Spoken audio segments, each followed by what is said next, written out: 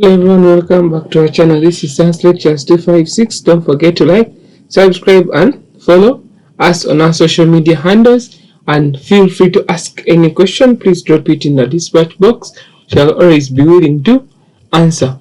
So we are still continuing with our discussion about algae, and today we shall be looking at eutrophication. So, as I said, in this series, we shall be discussing a variety of algae, both positive and negative impacts. So, one of the negative impacts of algae is eutrophication. So, what is eutrophication? Eutrophication is simply the process by which water bodies become overly enriched with nutrients, and this nutrient enrichment will result into excessive growth of algae and other aquatic plants. So whenever you add nutrients within a water body, you stimulate the growth of algae and other phytoplankton. This nutrient enrichment is usually from surface runoff that is rich in fertilizers, sewage, or other nutrient-rich wastes. Let's say it can be discharges from a factory and other things. And so when these nutrients reach within the water bodies, they will lead to growth of algae, and this is what eutrophied water looks like. You see, we have a lot of algae that has made the water turn green, and this is how the water body was originally looking. So we need to look at the causes of eutrophication. The first one is agricultural runoff, that whenever we use a lot of fertilizers in agriculture, and many of the fertilizers that we utilize contain nitrogen, phosphorus in form of nitrates and phosphates, that when these fertilizers are carried away in runoff into nearby water bodies, it can be during floods or it can be during normal rainfall. So when they reach there, they will cause the algal blooms, leading to eutrophication. Number two is industrial discharges, that whenever wastes from industries that are highly rich into nutrients, whenever they are discharged in form of effluents, they will load nutrients into water bodies, leading to eutrophication. Then next is sewage and waste water. Sewage and wastewater, they usually also travel in form of effluents. So untreated or inadequately treated waste water, which is sometimes called sewage, introduces a lot of nutrients into aquatic ecosystems that will lead to algal blooms that later translate to eutrophication. Then urban runoff. Urban runoff carries a lot of pollutants. Urban runoff can include the sewage we've talked about, can include the tap water you utilize at home, it can include the washing water you utilize at home. That all of these carry a lot of pollutants and nutrients, and when these nutrients reach water bodies, they cause eutrophication. And so you can see how we are partially responsible for eutrophication. I'll give an example. Here in Kampala, many of our so-called major tunnels end up discarding water into water bodies, and if you visit those points of discharge where the tunnels end, you realize that much of the water has turned green. Why? Because there is a lot of nutrient loading from the wastewater that leads to algal blooms. So we need to look at the stages of eutrophication. So this is just an illustration to show that this is an industry discharging wastes, which wastes contain nitrogen and phosphorus that will lead to algal blooms. Okay, so what are the stages of eutrophication? I'll use this illustration. The first one is nutrient enrichment. Before you have any eutrophication, we need to first enrich water bodies with nutrients in form of nitrogen and phosphorus. So when these do reach into the aquatic ecosystem, they will cause an increase in aquatic plant, the so-called phytoplanktons, and algae, and you end up having an algal bloom. So the second stage is an algal bloom. So after adding nutrients, we shall have an algal bloom. Then after that, after the algal bloom, just like everything must come to an end, the algae shall start dying, and when they die, they sink to the bottom.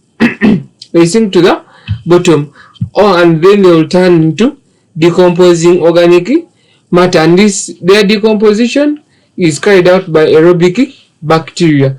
These aerobic bacteria require a lot of oxygen. So the next stage is aquatic life decline. That as these aerobic bacteria are breaking down these decomposing algae and other phytoplankton, they utilize a lot of oxygen, and since the rate of utilization is higher than the rate of replacement, very many aquatic organisms tend to die because they are unable to effectively compete for oxygen with the aerobic decomposing bacteria. Then lastly is the clean water phase.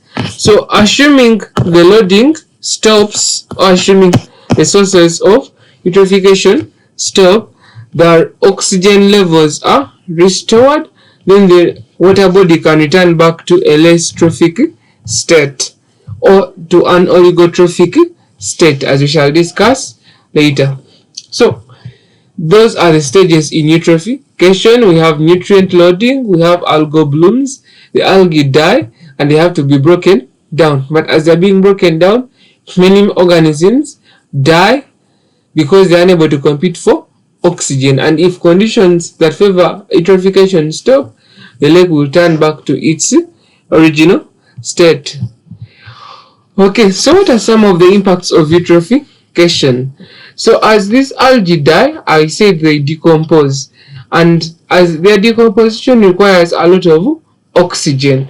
So as the aerobic bacteria utilizing the oxygen available within the water body, its concentration within the water body decreases, making it very difficult for other aerobic organisms. They can be fish, they can be coelentrates, they can be mollusks, whatever aerobic organism is present within the water body to survive because oxygen has become less.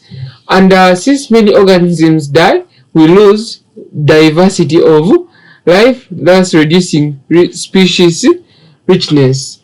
Then dominance of certain algae can disrupt the natural balance of the food web, because not we want to say that when you have an algal bloom, it is only one type of algae that is blooming. You have a variety, but in many cases one can outweigh the other, and you find that this one that has outweighed the others is not palatable to the organisms present in that fish, and that will lead to crash of food chains, which in larger terms will lead to collapse of food webs and existing relationships like predator-prey relationships. Then we shall have decline in fish populations, and as fish populations decline, fisheries and the aquaculture industry at large will be affected. And at the same time, algal blooms affect tourism because they make the water have that unpleasant color. Then tourism and recreation. Who of you would wish to go and swim in water that is green? Okay, then some algal blooms produce toxins, and these toxins contaminate drinking water and pose significant health risks to animals and humans that take the water. As we discussed earlier, amongst the negative impacts of algae, we say that algae produces toxins, and some of the toxins produced by the algae can be hepatotoxins that damage the liver. They can be dermatotoxins, which, when assuming you swim in water that contains algae that is highly dangerous, you can damage your skin. That's why they are called dermatotoxins.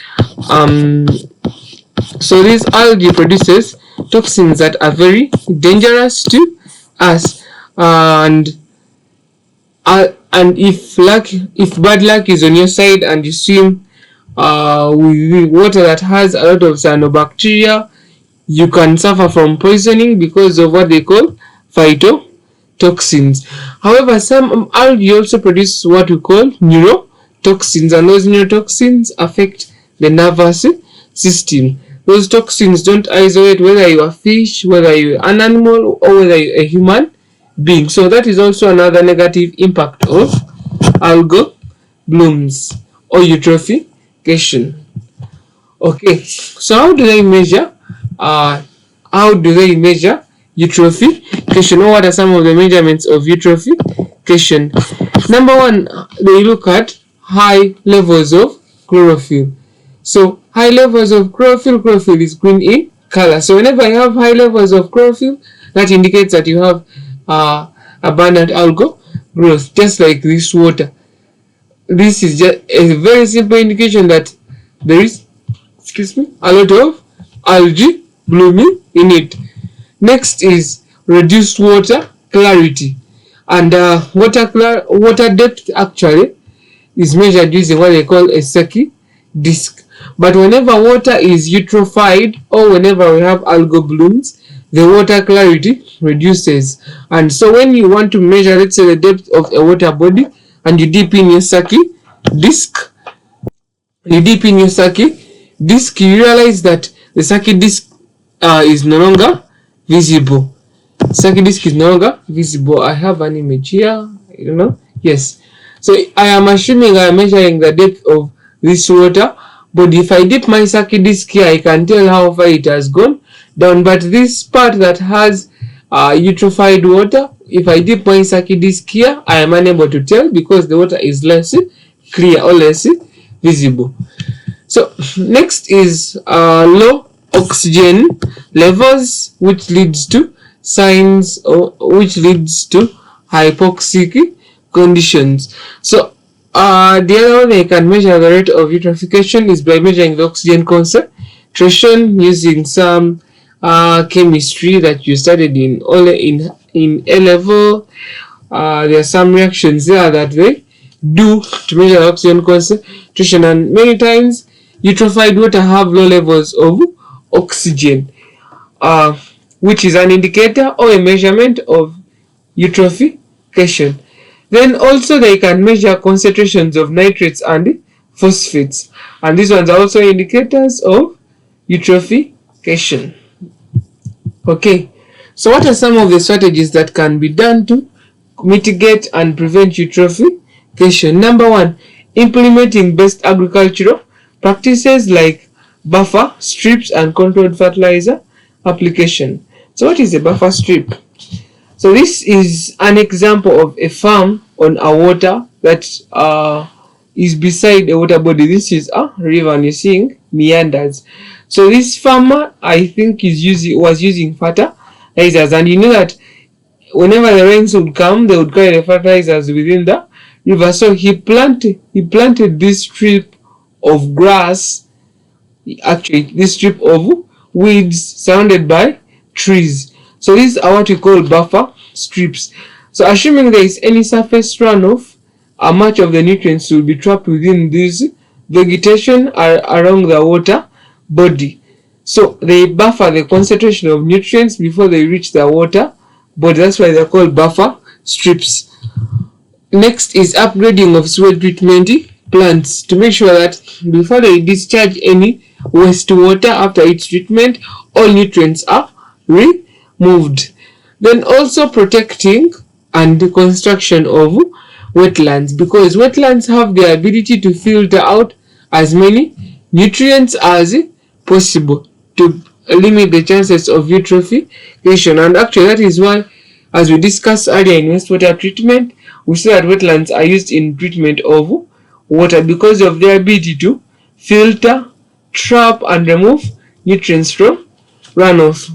Then we can enforce regulations, especially to people that have factories that discharge wastewater into water bodies. So we can come up with regulations to guide people on how they can discharge their effluents, but with less concentration of nutrients to minimize the repercussions of eutrophication.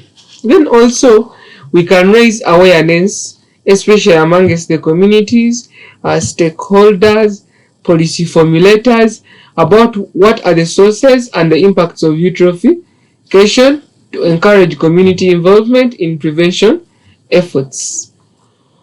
Okay, so there are some technologies that have been developed to monitor eutrophication. Number one, there is what they call satellite remote sensing. So if you want to monitor algal blooms, let's say on the part of Lake Victoria that is within Uganda, you won't move around you can't move on the whole lake, moving around to say this part is eutrophied, this part has a lot of algal blooms, this part has clear waters.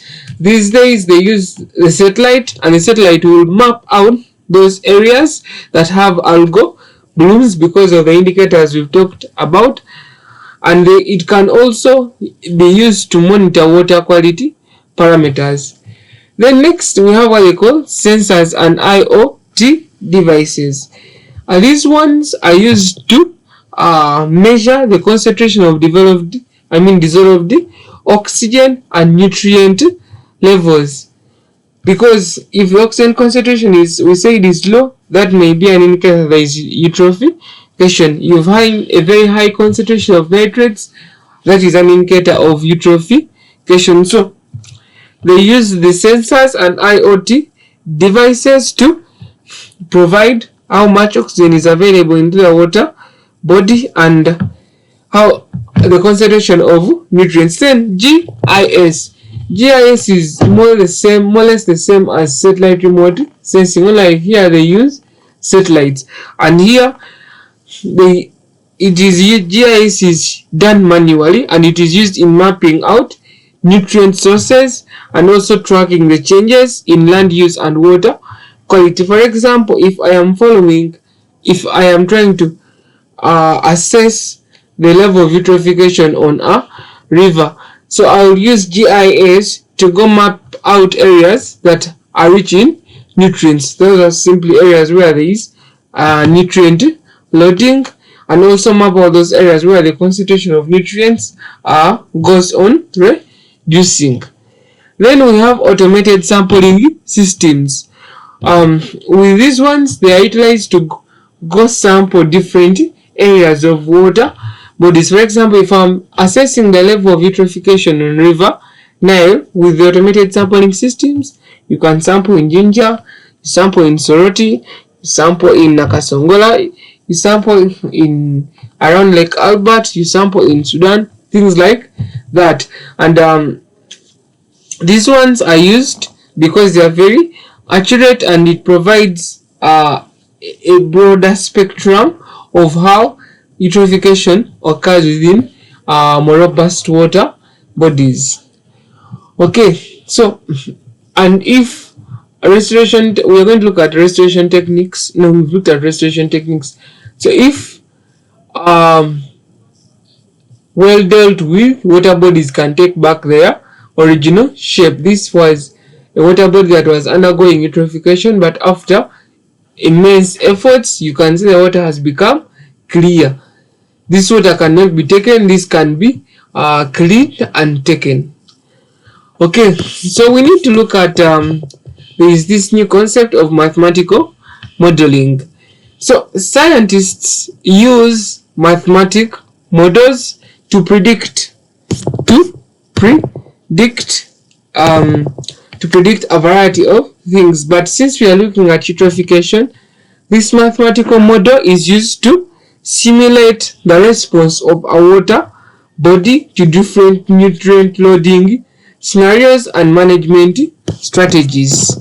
So it was developed by a scientist called Robertson and S.C. Chapara. So these two were trying to assess the level of eutrophication on Lake Erie. Lake Erie is part of the lakes that are found within the Great Lakes region in United States and Canada. So they came up with a model, and this model has become adopted today around the world to predict the level of eutrophication and the response of a lake or a river to various management strategies. So this is the formula. The N out of the T is equal to I minus U minus R. So the N simply stands for concentration of nutrients, and when you go back and check for original formula, there's had the P, because they are specifically looking at phosphorus loading within Lake Erie. But today they not only look at phosphorus, they look at a variety of nutrients that are responsible for eutrophication. So N represents concentration of nutrients over time is equal to I, which I simply means input rate of nutrients, minus U, this U here, which stands for the uptake rate of nutrients by algae, and R, which is removal rate by sedimentation. So their model simply tells us that the concentration of nutrients over time is equal to the difference between the input rate of nutrients minus the uptake rate of these nutrients by algae minus the removal rate of these nutrients by sedimentation. Then they not only looked at eutrophication in terms of nutrients, they also looked at eutrophication in terms of dissolved oxygen. So the O over the T, this simply means the concentration of dissolved oxygen over time is simply equal to the production rate of oxygen via photosynthesis by the algae and other phytoplankton minus the depletion rate of oxygen via respiration and decomposition. So these two models were used to assess the responsiveness of Lake Erie by then to various management strategies that had been put in place as they were cleaning the water bodies, because by then when this model was designed, one of the problems was the lake had suffered a lot of lethal effects because of eutrophication. So they came up with these two differential equations to measure whether the management strategies that had been put in place were actually very efficient. That is what we had today. Please, if you have any question, drop it into the comment section. Don't forget to like, subscribe, and follow us. Till next time, thank you so much.